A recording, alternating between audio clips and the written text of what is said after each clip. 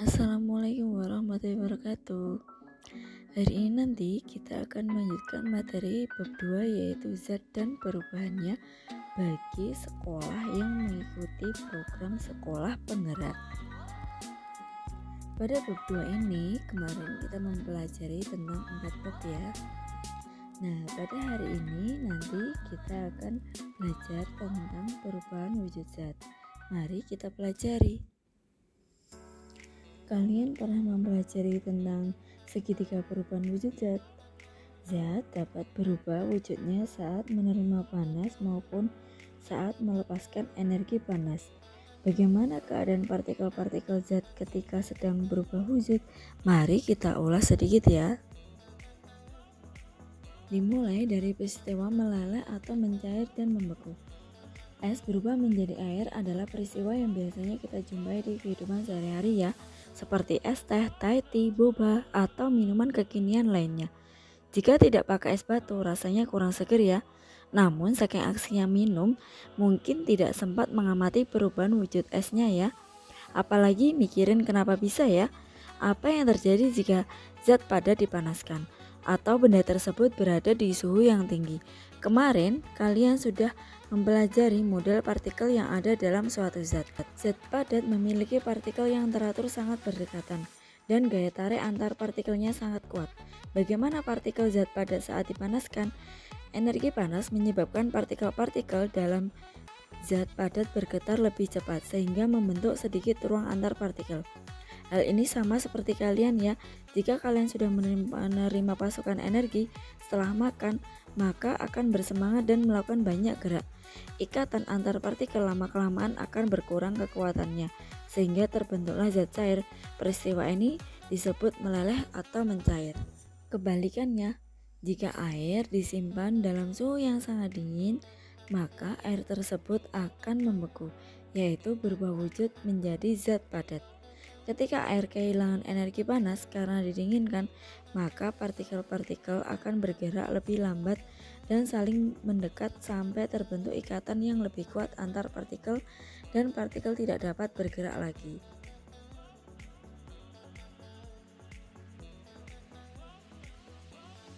Selanjutnya, menguap dan mengembun. Saat memanaskan air, ada dua hal yang terjadi, yaitu mendidih dan menguap. Ketika dipanaskan, lama-kelamaan akan muncul gelembung-gelembung pada air. Gelembung-gelembung akan naik ke permukaan, lalu dilepaskan ke udara berupa uap air. Peristiwa ini namanya mendidih, dan proses di mana zat cair berubah wujud menjadi zat gas disebut dengan menguap. Jadi, menguap terjadi pada permukaan zat cair, sedangkan mendidih terjadi pada semua bagian zat cair. Saat memanaskan air, panas menyebabkan partikel-partikel dalam zat cair bergetar lebih cepat sehingga menambah ruang antar partikel. Ikatan antara partikel akan berkurang kekuatannya sehingga terbentuklah zat gas. Mengembun atau kondensasi adalah kebalikan dari menguap. Pada proses kondensasi, panas dari gas berpindah ke udara sekitarnya. Karena kehilangan panas, maka gas akan berubah menjadi zat cair. Contoh dapat kita jumpai ketika pagi hari. Bisa diamati pada daun-daun yang basah. Padahal hal ini tidak terjadi hujan. Hal ini berasal dari peristiwa mengembun. Uap-uap air di udara menjadi titik-titik air akibat dinginnya malam. Selanjutnya, menyublim dan mengkristal. Menyublim merupakan perubahan dari padatan yang dipanaskan sampai menjadi gas tanpa melalui tahapan menjadi cairan. Peristiwa sublimasi es kering sering dimanfaatkan pada saat konser untuk membuat efek asap saat penampilan musik dan acara lainnya. Kamper atau kapur baru jika diletakkan di lemari sebulan kemudian hilang, padatannya sudah menjadi gas semua, kemudian mengisi ruang yang tidak bisa dilihat. Berikut bukti peristiwa kristalisasi. Terbentuknya jelaga pada knalpot dan terbentuknya butiran salju ketika musim dingin. Mengkristal merupakan perubahan wujud dari gas langsung menjadi padatan. Berikutnya kita pelajari tentang titik leleh dan titik didih. kita dapat pakai grafik perubahan wujud zat untuk penjelasannya. Pada grafik menunjukkan kenaikan suhu akibat adanya pemanasan es hingga menjadi uap air. Sumbu X menunjukkan waktu pemanasan. Sumbu Y menunjukkan data suhunya. Suhu awal menunjukkan negatif 20 derajat Celcius dan wujud zatnya berupa padatan atau es batu. Dilakukan pemanasan sehingga suhunya naik menjadi 0 derajat Celcius. Pada prosesnya masih berwujud padat. Terus dilakukan pemanasan, namun suhunya tidak berubah. Mengapa? Energi panas yang diberikan digunakan untuk mengubah wujud zat, yaitu mencair atau meleleh, dan proses tersebut tidak ada perubahan suhu. Suhu pada suatu padatan berubah menjadi cairan, disebut titik leleh atau titik lebur.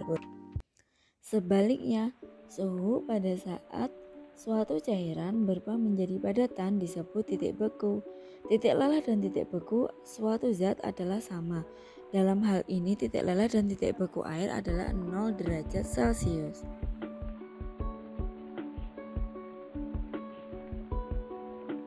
Ketika semua es sudah berubah menjadi air dan terus dipanaskan, maka suhu akan mulai naik lagi. Suhu naik sampai 100 derajat Celcius, kemudian akan konstan walaupun tetap dipanaskan. Pada suhu 100 derajat Celcius, energi panas yang diberikan digunakan untuk mengubah air menjadi gas atau menguap. Suhu konstan ini disebut titik didih. Suhu ketika cairan mengalami proses mendidih dilepaskan ke udara dalam bentuk gas. Ternyata jika kita memberi panas atau kalor pada suatu benda, tidak selalu suhunya naik, tetapi bisa juga terjadi perubahan wujud zat.